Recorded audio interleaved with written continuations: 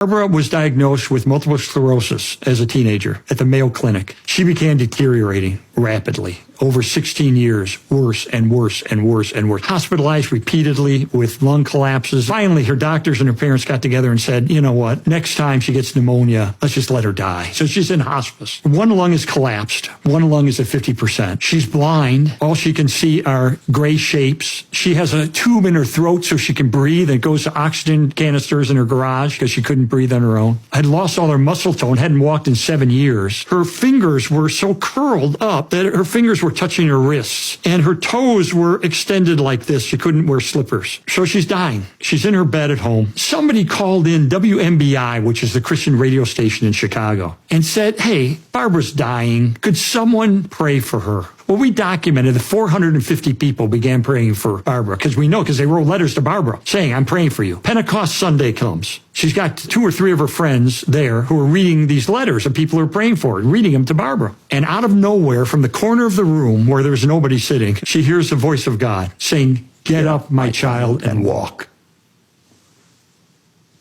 So she's stunned. Her friends didn't hear. She said, go get my parents. She rips the tube from her throat and she jumps out of bed. So when I'm interviewing her, I said, what's the first thing you noticed? She said, Lee, I jumped out of bed. The first thing I noticed, my feet were flat on the ground and my hands had opened up. And then she said, the third thing I noticed, I could see.